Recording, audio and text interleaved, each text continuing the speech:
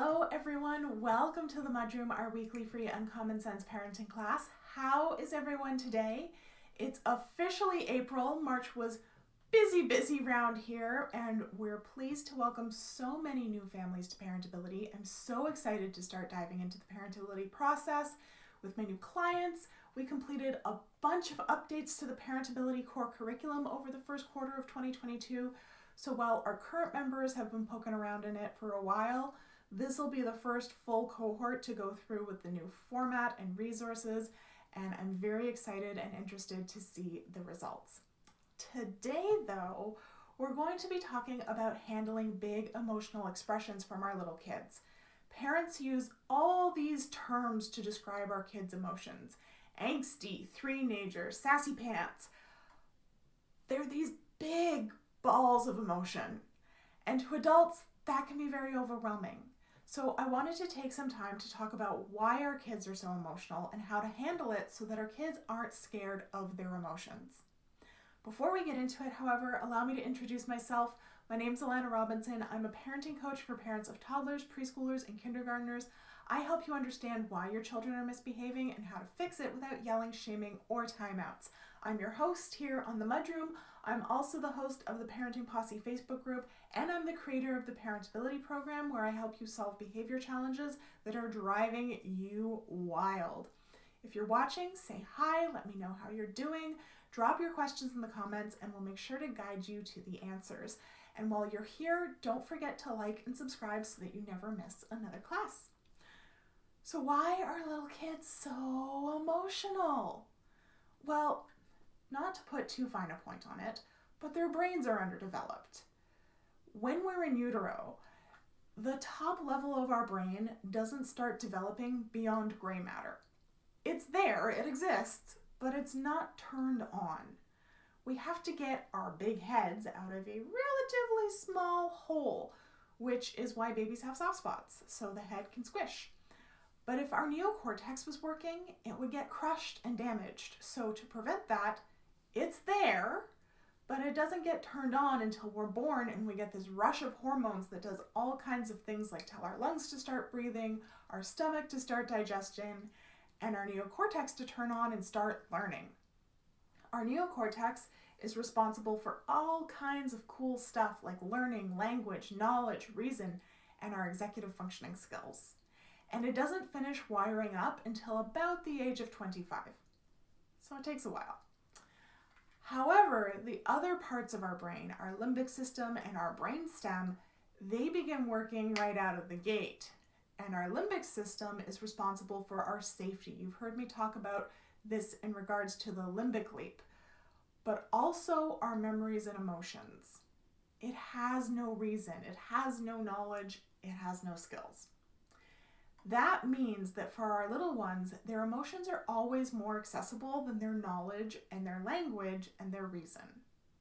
When in doubt, they're going to lead with how they're feeling versus what they know. Especially because when we're dysregulated, if our brain either perceives danger or perceives that we don't have enough energy to defend ourselves if danger shows up, it will stop sending resources, oxygenated blood, to our neocortex. It hoards energy for the limbic system because all that neocortical stuff is cool and all, but it's not actually keeping us alive. So when push comes to shove, our brain will always prioritize emotions and intuition over logic and reason. Which makes sense why it's so hard to kick emotional eating and impulse buying and any other number of bad habits that we have for dealing with our feelings, doesn't it? Emotions are just more accessible to little kids. Now, as we age, we learn ways to cope with our emotions, and our neocortex gets more and more mature, so it has more ability to tell the limbic system to simmer down when we feel something big that is objectively inaccurate. Little kids don't have a mature neocortex that can go, yo, we're not in danger, nobody hates you, we're just dysregulated and need a break. Compared to the limbic system, it's weak and easily overpowered. So it's always going to defer to it, which in practical terms means we have all these pint-sized people running around feeling all the things at 200%. There's nothing we can do about that. That's just where they are in their development, which is why all the old school, like, toughen them up so they can survive in the world crap is crap. All that does is teach children that their emotions themselves are dangerous. It doesn't make them disappear, and it doesn't teach the neocortex how to manage the limbic system. So what can we do when our kids are so emotional? Because just because it's developmentally appropriate doesn't mean it's easy to manage on a daily basis. So first things first, validate, and when in doubt, validate. We don't want our children to be scared of their own emotions or perceive emotions as a threat. When I was in early intervention, I worked with this kid who had been having these massive, very public meltdowns. And when I got his case file, my boss actually said to me, "I think this is your match. Nobody has made any headway with this kid in 2 years." For the first month, I was just working with him. I didn't even attempt to do any actual work towards his goals with him because he was chronically dysregulated. So the first month, all I did was focus on finding his calm and providing more of it. The second and third month, we got like maybe 5 short periods of working on therapy goals in. But that was okay because I knew if I could get him out of his entrenchment and dysregulation, then we'd make progress much faster overall. And it was in month 3 that I had a huge breakthrough with him because his mom had offered him to rent a video game from Blockbuster. Just in case you're wondering how long I've been doing this, Blockbuster still existed. And he refused, which was odd. So I kind of coaxed him into Blockbuster, and he was walking around and he was covering his eyes and he said, "Lana, only tell me the available games so I can be a good boy." And I was like, "What?" And this 5-year-old sighed the biggest sigh I've ever heard and was like, "If I want a game and it isn't available, I'll feel angry, and angry makes me bad." So I launched into all of his regulation strategies that we'd been working on, and he was like, "No, if I feel mad, Mom won't let me get a game, even if I stomp my feet. Mad is bad." So keep in mind, I'm having this entire conversation with a 5-year-old who was pressing the heels of his palms to his eyes. And at that moment, it hit me. He thought feeling mad was the problem. He thought having that emotion at all was unacceptable, no matter how he expressed it. So here I am, sitting down in Blockbuster, trying to explain to him that it's okay to feel mad.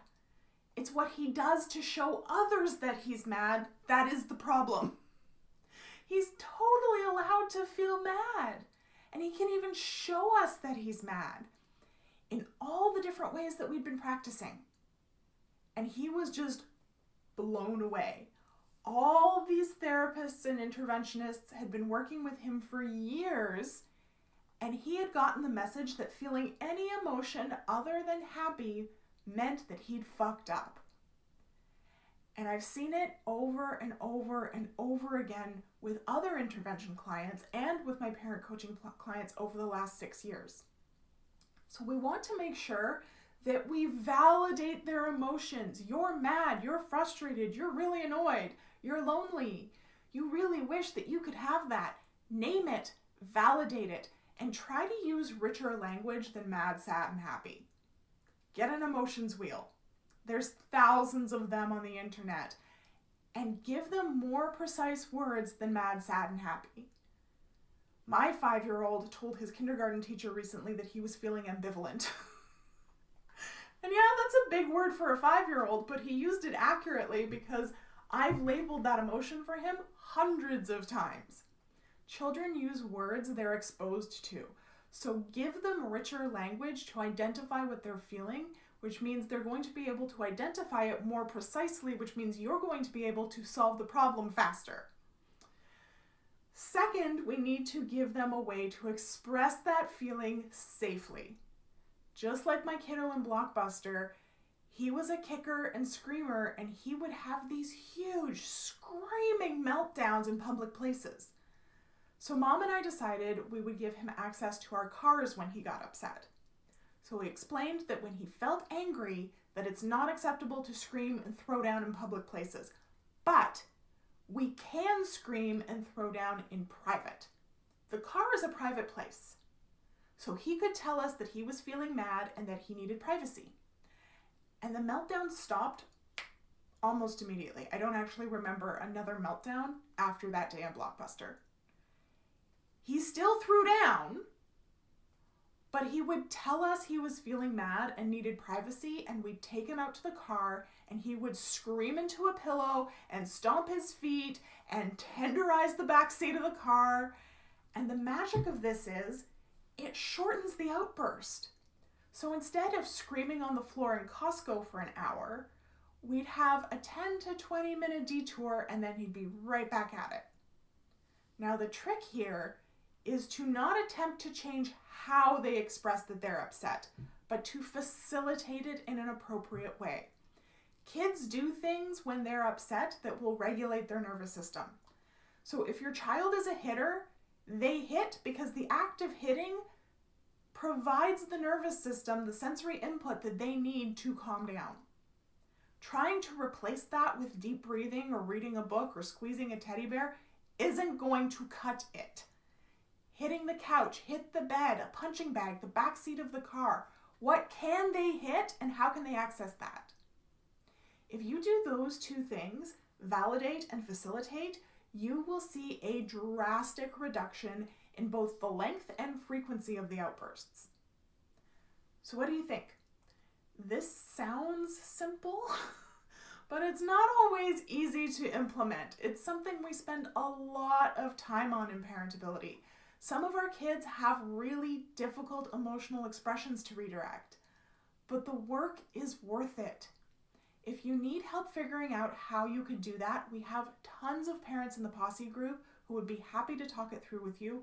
Or if you need more guidance, I'd encourage you to get on the waitlist for Parentability and consider joining so that we can hold your hand figuring it out step by step. Link for both are in the description. Thank you so much for being here with me today. I hope this was helpful and refamed your little one's big feelings for you. And I will see you next week for another Uncommon Sense parenting class. Bye.